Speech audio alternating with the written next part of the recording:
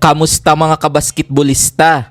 Panalo ang TNT Tropang Giga sa PBA Finals Game 6 kontra sa Barangay Ginebra, 87-83. Tinanghal na best player of the game si Ray ng Batak sa likod ng kanyang 23 points, 5 rebounds, 1 assist at 3 steals.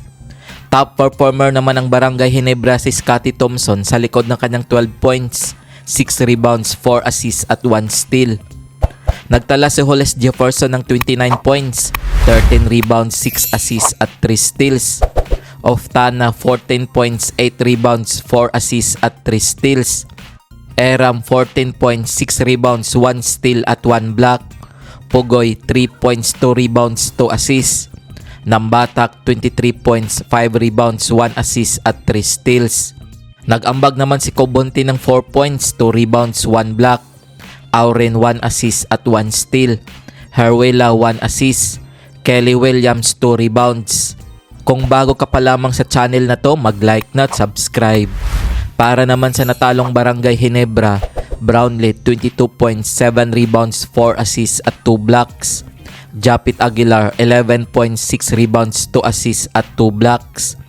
Holt 11 points, 5 rebounds, 2 assists at 1 steal. Rosario 6 points, 5 rebounds. Thompson 12 points, 6 rebounds, 4 assists at 1 steal. Nag-ambag naman si Abarientos ng 12 points. Malonzo 6 points, 7 rebounds, 5 assists. Ahan Mise 3 points, 3 rebounds, 1 assist at 1 steal. Kung umabot ka dito sa video na to, mag-like na at subscribe. Heto ang team standings ng PBA Finals as of March 26, 2025. Naitabla ng TNT Tropang Giga ang Championship Series sa kartadang 3-3 kontra sa Barangay Ginebra.